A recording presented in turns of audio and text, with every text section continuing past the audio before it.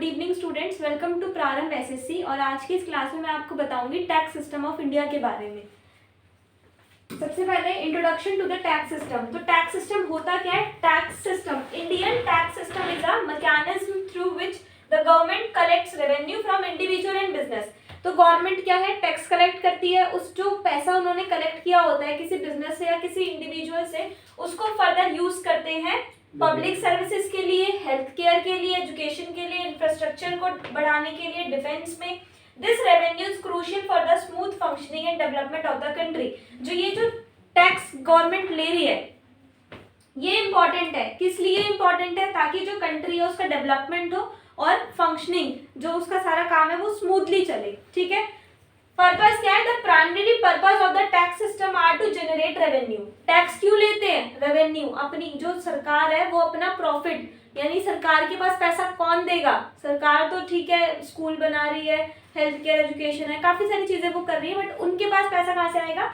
हम लोग ही पे करते हैं। यानी ऐसे लोग जो टैक्स पे करते हैं गवर्नमेंट को, वो एक इंडिविजुअल भी हो सकता है अगर उसकी इनकम आईटीआर, अगर आपने सुना हो तो आईटीआर जब हम फाइल करते हैं पूरे साल की आईटीआर होती है। और अगर किसी का बिजनेस है तो वो जीएसटी गवर्नमेंट को देता है। पहले वैट सैट सर्विस टैक्स वगैरह हुआ करते थे, बट वो रिप्लेस होके भी जीएसटी में हो गया है ना, काफी टाइम हो गया।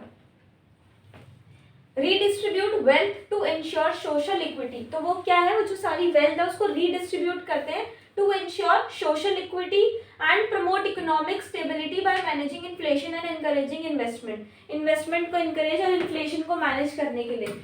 टैक्सेस कितने तरह के होते हैं? टैक्सेस होते हैं दो तरह के। टैक्सेस दो तरह के होते हैं, एक डायरेक्ट और एक indirect. Direct tax are levied directly on individual और organisation based on their income और वेल्थ। कि जितनी भी इनकम मेरी है, जितनी मेरी इनकम है, जितने मेरी वेल्थ है, उस पर मतलब मुझ पर डायरेक्टली टैक्स जो इम्प्लाई हो रहा है वो क्या है? डायरेक्ट टैक्स है। मतलब किसी इंडिविजुअल पर, क्या किसी बिजनेस पर डायरेक्टली टैक्स लगना उसकी इनकम के हिसाब से, that is direct tax. These taxes are generally progressive, meaning that higher income earners pay a larger proportion of their income in taxes. मतलब अपनी इनकम का कुछ part,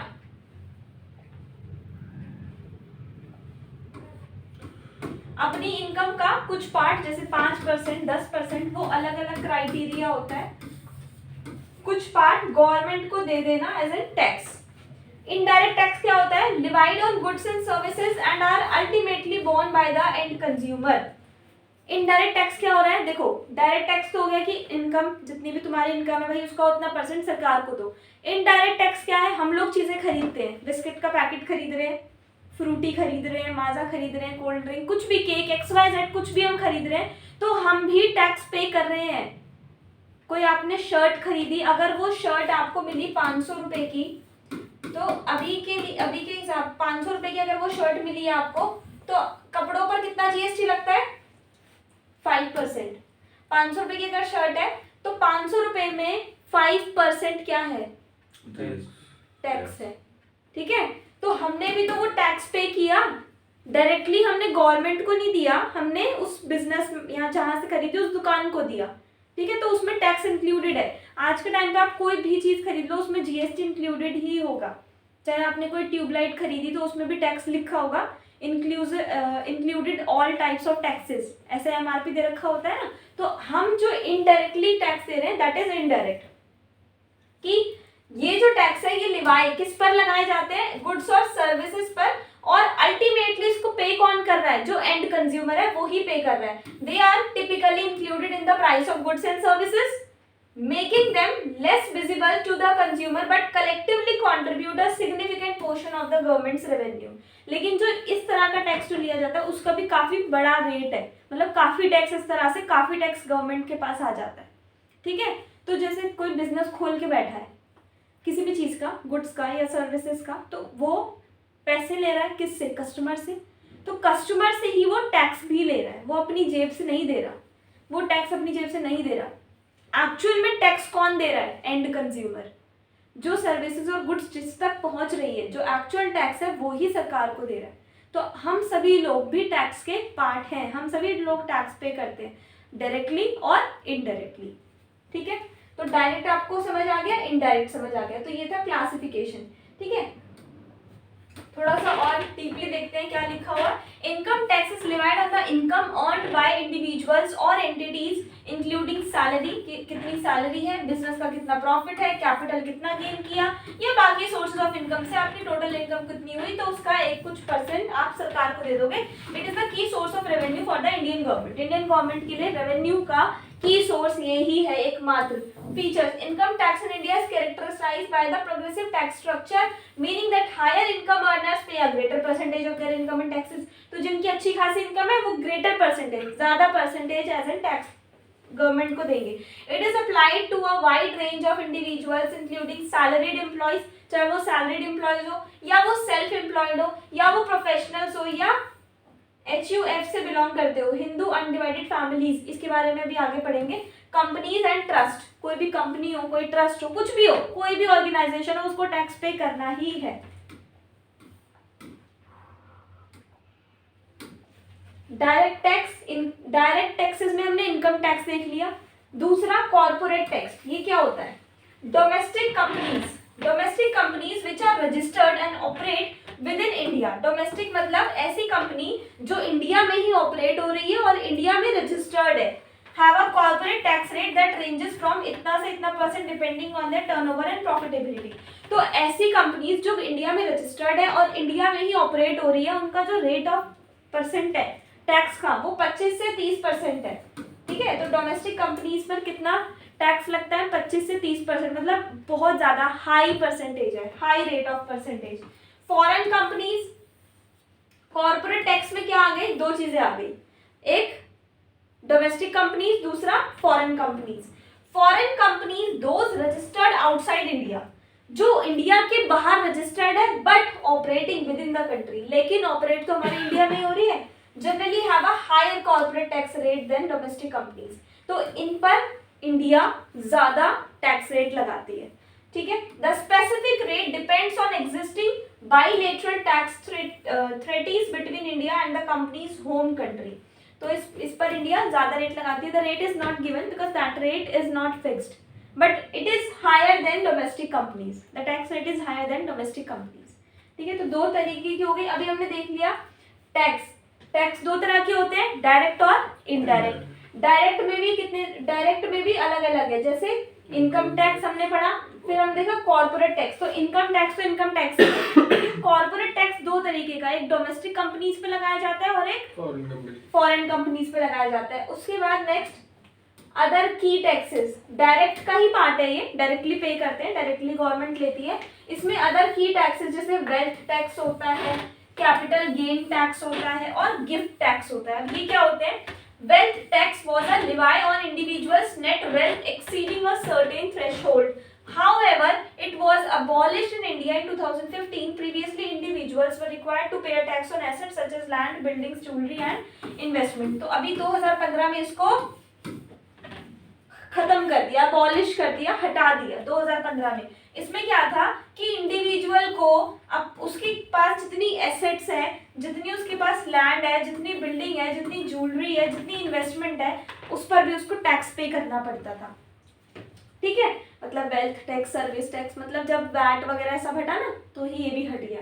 capital gain tax is levied on the profits earned from the sale of asset, कि अगर मैंने किसी asset को बेचा, उस पर जो मुझे प्रॉफिट हुआ, मैंने किसी शेयर को बेचा, बॉन्ड्स को बेचा, रियल एस्टेट को बेचा, तो उस पर मेरे को जितना प्रॉफिट मिला उसका कुछ परसेंट मेरे को एज ए टैक्स गवर्नमेंट को पे करना होगा। The tax rate varies depending on whether the asset was held for a short term और long term period. Tax depend करता है कि जो आपकी एसेट है वो आपके पास शॉर्ट टर्म के लिए थी या लॉन्ग टर्म के लिए थी। जैसे हम कोई शेयर परचेज करते हैं स्टॉक मार्केटिंग का, जस्ट लाइक दिस, ठीक है। गिफ्ट टैक्स क्या होता है? ये गिफ्ट्स एक्सीडिंग, ऐसे गिफ्ट्स जो 50,000 से ज्यादा होते हैं, हमें किसी से मिल रहे हैं। Gift tax is levied on gifts exceeding 50,000 received from anyone other than close relative. Close relative को छोड़ के अगर कोई और आपको 50,000 से ज्यादा गिफ्ट, महंगा गिफ्ट दे रहा है, तो वहां पर गिफ्ट टैक्स लगता है, ठीक है। हालांकि यहाँ पर कुछ एक्सेप्शंस और कुछ एजम्पशंस हैं available for gift with in the family, कि अगर हम फैमिली, वही क्लोज रिलेटिव में अगर दे रहे हैं किसी को 1 लाख का कुछ दे दी, कोई ज्वेलरी दे दी, या 1 करोड़ का कोई बंगलो गिफ्ट कर दिया, वो इसमें काउंटेबल नहीं है अगर बात फैमिली की हो रही है। तो क्लोज रिलेटिव मतलब वही फैमिली का मतलब फैमिली है। अगर कोई फ्रेंड आपको दे रहा है, वैसे कोई देता नहीं है, बट ये बात हो रही है ऑफिसर्स रैंक के लोगों की, क्योंकि उनको क्या होता है, इस तरह के गिफ्ट्स नॉर्मली होते हैं, 50,000 इज नथिंग, ठीक है। तो उनके लिए उनको गिफ्ट टैक्स, उनको मतलब अपनी हर चीज़ पे टैक्स पे करना होता है, और टैक्स फिर अलग अलग तरीके का, समझ आ गया, गिफ्ट टैक्स, वेल्थ और कैपिटल गेन। उसके बाद है इनडायरेक्ट टैक्स। अब इनडायरेक्ट टैक्स में क्या आ गया, जीएसटी। इनडायरेक्ट टैक्स में GST, GST stands for goods and services tax. Introduction, ये इंपॉर्टेंट है जीएसटी, ठीक है। जीएसटी इंट्रोड्यूस्ड इन 2017 में आया। The Indian tax system by replacing multiple indirect taxes. इसने क्या किया, मल्टीपल, पहले बहुत सारे इनडायरेक्ट टैक्सेस होते थे, उनको मिला के, उन सबको मिला के एक टैक्स बन गया GST. With a single unified tax it brought uniformity across states and aim to simplify the tax regime. Type of GST. The GST system has three main components: CGST levied by central government, SGST levied by individual state government, and IGST levied on interstate transactions. इसके बारे में थोड़ा सा detail में आपको थोड़ा सा brief करती हूँ।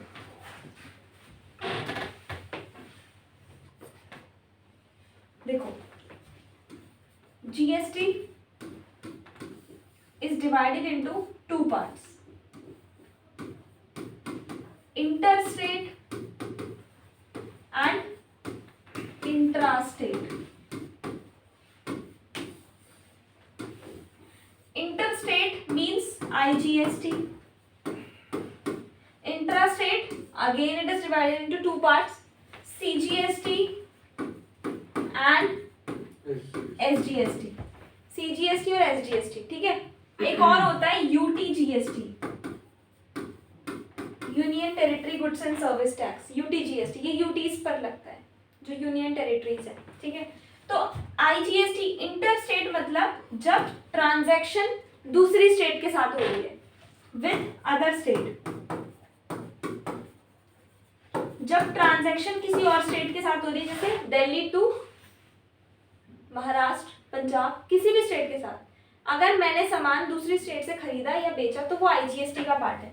और सीजीएसटी और एसजीएसटी कब लगेगा,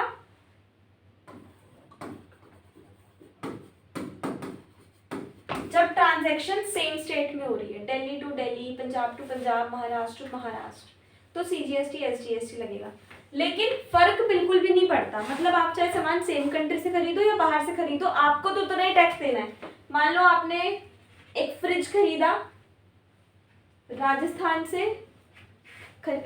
में खरीदा महाराष्ट्र से, तो आप पर कौन सा टैक्स लगेगा, आईजीएसटी लगेगा। कितना परसेंट, 18%, ठीक है। और अगर आपने सेम स्टेट में खरीदा है तो 9% आपको सीजीएसटी और एसजीएसटी पे करना पड़ेगा। तो बात तो एक ही है ना, बट फर्क कहाँ आता है, फर्क आता है सरकार के ऊपर।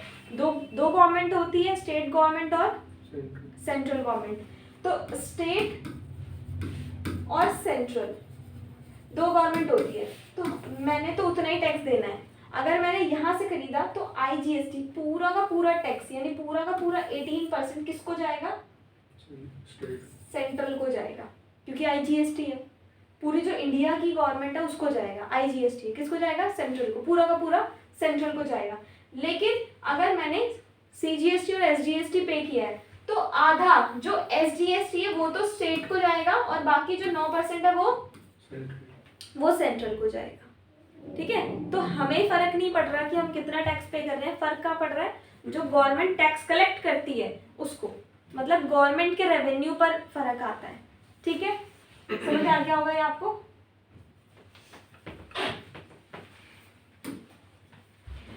तो type of GST, main component CGST, SGST और आईजीएसटी। यूटीजीएसटी भी होता है जिसके बारे में लोगों को नहीं पता होता। GST slabs, goods and services under GST, goods and services under GST R categorised into 4 tax slab. Mainly कितने तरह के हैं, कितने स्लैब है, 5, 12, 18 और 28। यानी कुछ चीजों पर 5% टैक्स लगता है, जैसे है कोई आइडिया? कपड़ों पर और बच्चों की चीजों पर, किड्स वाली जो आइटम्स होती है उन पर 5% टैक्स है। 12% इलेक्ट्रॉनिक्स पे 18, मतलब 12-18 ऐसे ही है। बाकी 18 मोस्टली चीजों पर 18% लगता है। इवन एजुकेशन पर भी 18% टैक्स है, एजुकेशन पर 18% है। और 28% होता है लग्जूरियस आइटम्स पर, जैसे बहुत महंगे ब्रांडेड शैम्पू हो गए, परफ्यूम हो गए, कार्स हो गई, ठीक है, उन पर 28% टैक्स लगता है। The specific rate applied to a good and services depends on its nature and essential use. Essential use पर डिपेंड करता है कि खाने पीने की चीजें हैं तो 5% ही लगेगा। कुछ नमक पर टैक्स लगता है। नमक इज मतलब सॉल्ट इज टैक्स फ्री, उस पर टैक्स नहीं लगता बिकॉज वो एसेंशियल है, वो जीने के लिए जरूरी है, ठीक है। एसेंशियल चीजों पर कम लगता है और जो लग्जूरियस आइटम्स होती है उन पे उतना ज्यादा, कि भाई जब आप इतनी महंगी कार खरीद रहे हो तो 28% टैक्स भी दे दो, ठीक है ना, थोड़ा सरकार को भी फायदा हो जाए। Feature of GST. जीएसटी क्यों लेकर आए? क्योंकि पहले बहुत सारे टैक्सेस थे, बहुत सारे टैक्सेस थे, उन सबको हटा के एक बना दिया जीएसटी। क्यों बनाया? वन नेशन वन टैक्स, की एक नेशन है तो टैक्स भी एक ही रहेगा। Eliminates cascading effect, simple compliance हो गया, मतलब उसको टैकल करना, उसको संभालना, कलेक्ट करना, सब कुछ ईजी हो गया, ठीक है, कोई कंफ्यूजन नहीं है, सबको पता है। पहले क्या होता था, पहले टैक्स के नाम पर लोगों के साथ काफी धोखाधड़ी भी हो जाती थी, तो अभी सब क्लियर है, जीएसटी सबके दिमाग में छप गया है। इनडायरेक्ट टैक्स में कस्टम ड्यूटीज भी आती है। कस्टम ड्यूटी क्या होती है? It is a tax imposed on goods that are imported into और exported from India. Custom duty क्या होता है? जो सामान इंडिया में इंपोर्ट हो रहा है या एक्सपोर्ट हो रहा है उस पर कस्टम ड्यूटी लगती है, उस पर एक टैक्स लगता है वो इनडायरेक्ट टैक्स ही, ठीक है वो इनडायरेक्ट टैक्स ही। It serves as a mechanism to protect domestic industries from unfair competition and to regulate international trade flow। international trade flow को regulate करने के लिए, और domestic industries क्या होती है अभी बताइए? कंपनीज और इंडस्ट्रीज एक ही बात है। कौन सी? इंडिया में जो इंडिया में ही है और इंडिया में ही रजिस्टर्ड भी है, ठीक है, ताकि उनके साथ कुछ अनफेयर कंपटीशन ना हो तो उस पर कस्टम ड्यूटी लगाई जाती है। पर्पस क्या है? The primary purpose of custom duty is to protect domestic industries from the influx to cheaper imported goods, to regulate the flow of goods across borders and to generate revenue for the government, ताकि government का revenue भी generate हो और flow जो borders के उस पार goods और services जा रही है आ रही है उसका फ्लो भी मेंटेन रहे। टाइप्स, अब यहाँ पर भी टाइप्स देखो, बेसिक कस्टम ड्यूटी है, कौन कौन सी? बेसिक कस्टम ड्यूटी जो इंपोर्टेड गुड्स पर लगाई जाती है, काउंटरवेलिंग ड्यूटी जो सब्सिडीज के रूप में लगाई जाती है exporting country to its producers. These are various types of custom duty including basic custom duty which is levied on the value of imported goods, जो imported goods है उनकी वैल्यू पर लगाया जाता है, and countervailing duty levied to offset any subsidies provided by the exporting country to its producer। जो उसके producer है एक्सपोर्टिंग कंट्रीज यानी जहां से आप सामान एक्सपोर्ट कर रहे हो वो क्या करते हैं? सब्सिडीज प्रोवाइड करते हैं प्रोड्यूसर्स को। जैसे सब्सिडी तो समझते हो ना क्या होता है? सब्सिडी सुना है? जो मतलब हम टैक्स पे करते हैं उसके बाद थोड़ा सा कुछ पार्ट मिलता है, रिटर्न बैक मिल जाता है।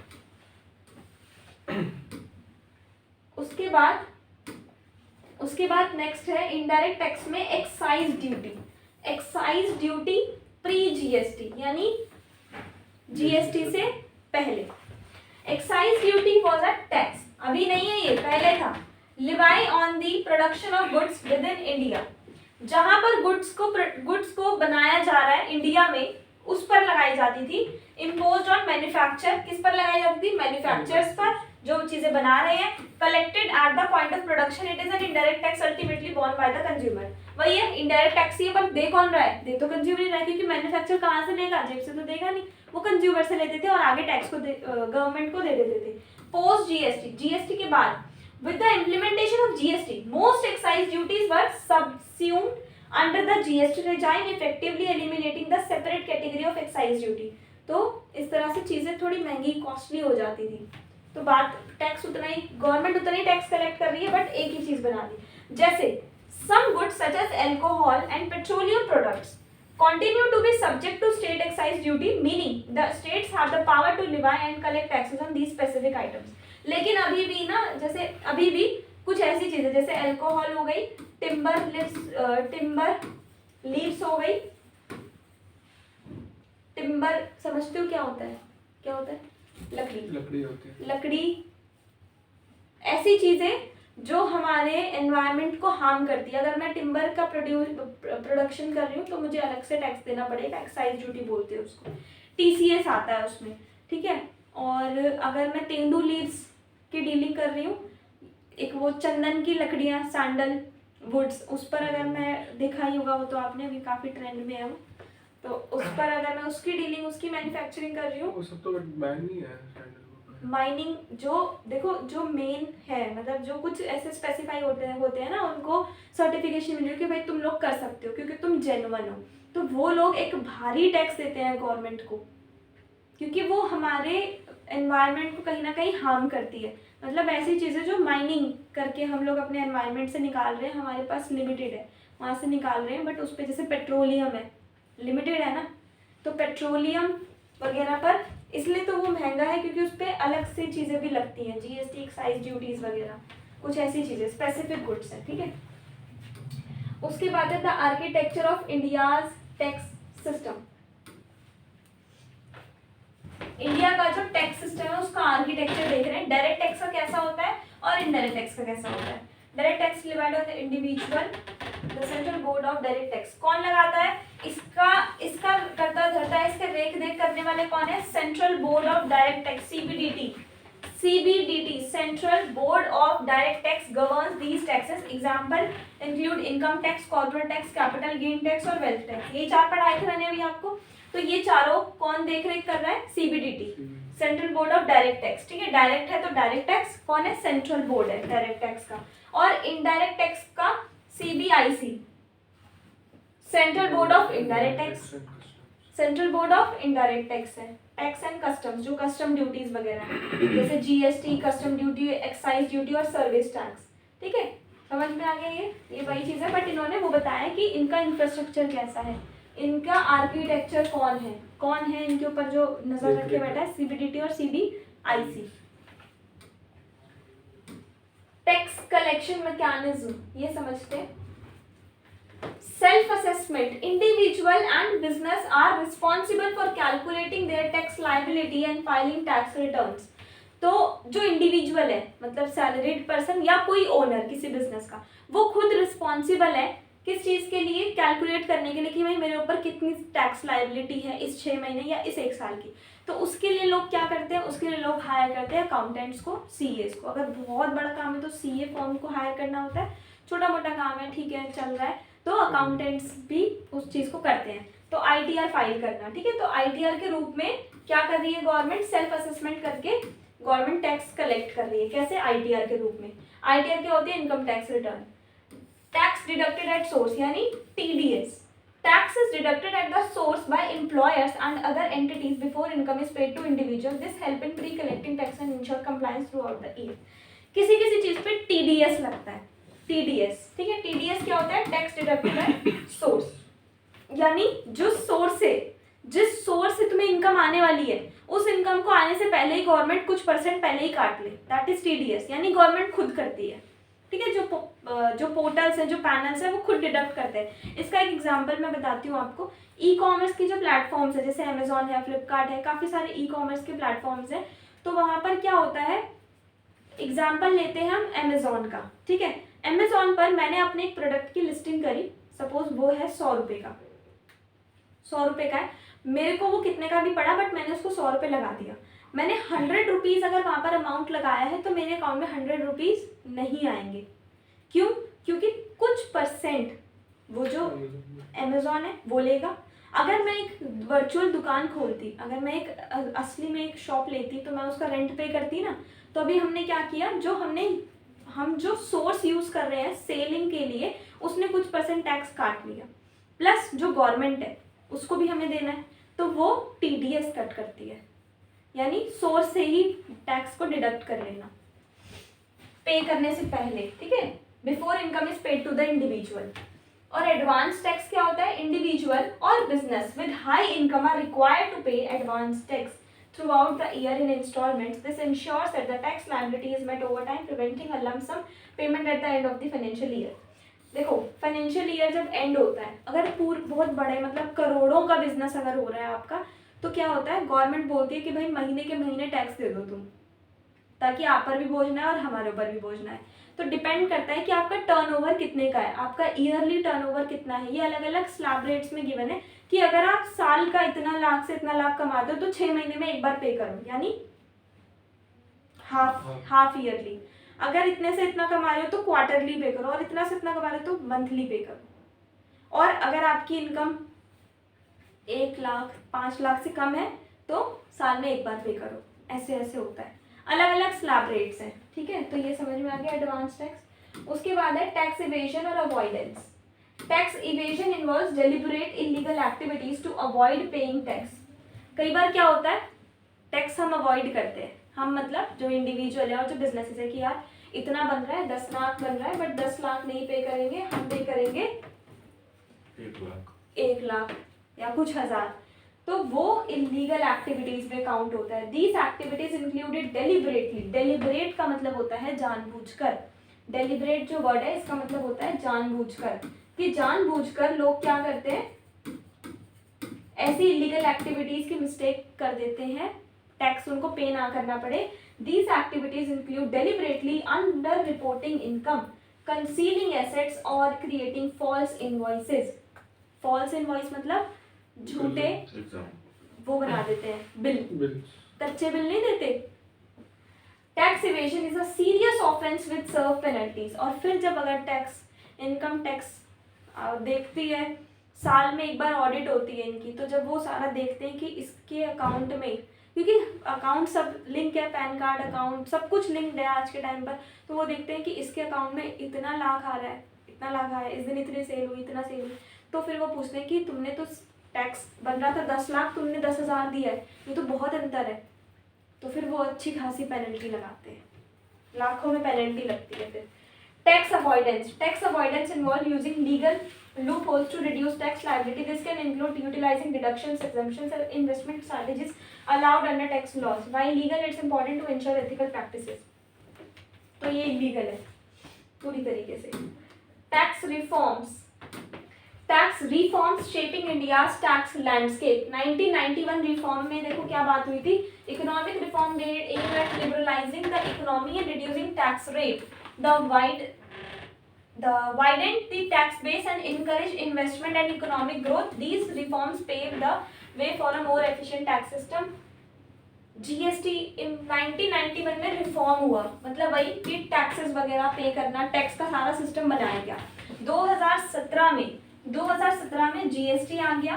तो जीएसटी आने के बाद अभी मैं आपको सारा बता चुकी हूँ कि क्या क्या हुआ, single nation one nation one tax. उसके बाद फेसलेस टैक्स सिस्टम 2020।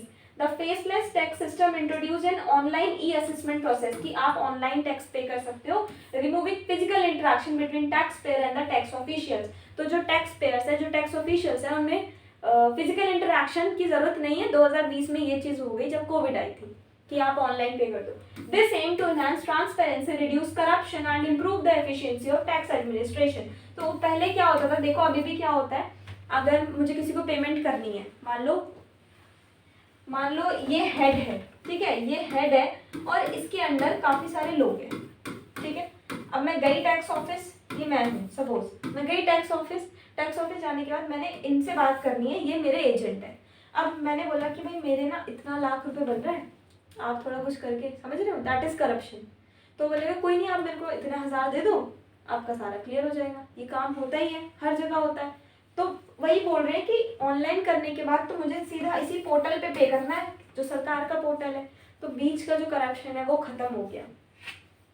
और 2020 में न्यू इनकम टैक्स रिजाइन भी आया, offer optional reduce tax rate with a simplified structure eliminating various exemption deduction. This way intended to make the tax system for more straightforward and attract higher earners. तो ये जो system है, इसने क्या किया 2020 में, कुछ ऐसे एग्जेम्पशंस और कुछ ऐसे लिमिटेशंस लगा दी कि मतलब और उसको रिफाइन, देखो 2017 में जीएसटी आया था। जब कोई चीज़ नहीं आई होती है और फिर जब उसको इम्प्लीमेंट करते हैं तो कुछ ना कुछ हमें लगता है कि ये बदलाव इसमें होना चाहिए। जैसे हमारा कॉन्स्टिट्यूशन है, कॉन्स्टिट्यूशन पे समय के अनुसार आज तक जब वो बना था तब से लेकर आज तक उसमें कई बार चेंजेस हो चुके हैं, क्योंकि हमें समय के साथ हमें ये चीज़ महसूस होती है कि इसमें ये बदलाव होना चाहिए, इसमें ये बदलाव होना चाहिए। उसके बाद next, impact of taxation on individual, कि जो टैक्स है उसका एक इंडिविजुअल पर क्या असर पड़ता है। इससे सेव करना, encourage in saving, tax reduction जैसे section 80C incentivise individuals to save for retirement, education, health care, this contribute to long term. क्या होता है, हम टैक्स पे, जैसे जो गवर्नमेंट एम्प्लॉयज होते हैं वो उनका पीएफ कटता है, प्रोविडेंट फंड, और वो टैक्स पे करते हैं, वो सारा अमाउंट उनको किसी ना किसी रूप में वापस मिल जाता है, बल्कि उससे ज़्यादा ही मिलता है। ठीक है, कैसे, रिटायरमेंट पर, जैसे इंश्योरेंस पॉलिसीज वगैरह होती है, वही चीज़ है। Financial discipline, regular tax filing foster financial discipline requiring individuals to maintain accurate records of their income and expense. पूरी जो हम टैक्स रिटर्न करते हैं उससे क्या होता है कि इंडिविजुअल जितनी भी उसको इनकम हो रही है और जितना भी एक्सपेंस वो पे कर रहा है, उस इनकम और एक्सपेंस का पूरा एक्यूरेट रिकॉर्ड वो रखते हैं अपने पास। This leads to a greater understanding of personal finances and responsible budgeting. इससे जो पर्सनल फाइनेंसिंग और जो भी बजटिंग वाला सिस्टम है उसको आप अच्छे से पूरा मेंटेन कर सकते हो। और इनडायरेक्ट टैक्स का बर्डन कम होता है। Affect all consumer but they disproportionately impact lower income groups. These taxes are often embedded in the cost of goods and services, potentially reducing disposable income.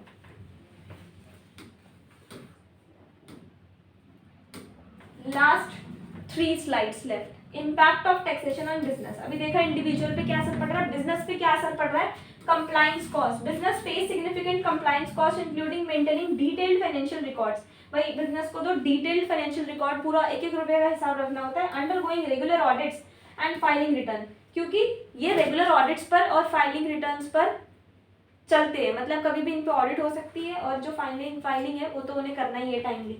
These cost can be substantial impacting profit margin and potentially hindering growth. इससे कभी कभी क्या होता है, growth में थोड़ा सा ये एक बाधा भी है और प्रॉफिट मार्जिन कम भी होता है। Encourage transparency, digital filing system like GST, ये वही है, ट्रांसपेरेंसी इनकरेज किया ताकि फिजिकल इंटरेक्शन मुझे ना करना पड़े। Burden of corporate tax, corporate tax rates can significantly affect profit margins and investment decisions, while these taxes are essential for government revenue, high rates and deter investment and economic growth. उसके बाद next ये है impact of economy पे क्या असर पड़ रहा है टैक्स का। रेवेन्यू हो रही है, हम लोग डेवलपमेंट कर सके तो पैसा आ रहा है।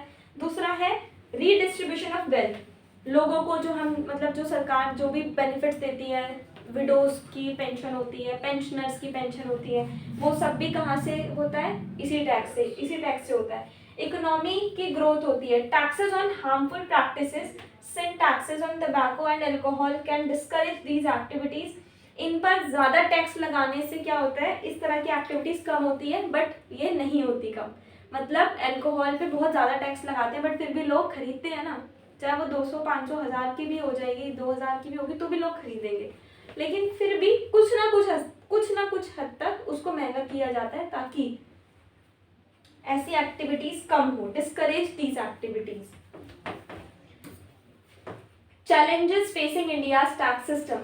High levels of tax evasion continue to be a significant challenge in India, impacting government revenue and hindering fair tax collection. Measures to combat evasion are crucial for a sustainable tax system. वही ये बोल रहे हैं, क्या बोल रहे हैं कि टैक्स इवेशन में कमी आती है। जब डिजिटली हम टैक्स कलेक्ट कर रहे हैं तो क्या पता कि वो 1000 के 1000 बिजनेस टैक्स पे कर रहे हैं या नहीं कर रहे हैं, और कर भी रहे हैं तो क्या पूरा वो नेट अमाउंट पे कर रहे हैं या नहीं कर रहे हैं, वो किस हद तक चेक कर लेंगे, किस हद तक ऑडिट कर लेंगे। लो टैक्स बेस, कॉम्प्लेक्स स्ट्रक्चर है, डिपेंडेंस और इनडायरेक्ट टैक्स। हम मतलब जो सरकार है वो इनडायरेक्ट टैक्सेस पर भी डिपेंड करती है। डायरेक्ट तो कम ही आता है, इनडायरेक्टली काफ़ी आ जाता है। ठीक है, तो आई होप आपको ये क्लियर हुआ होगा। It was a very big class. Thank you so much. Thank you.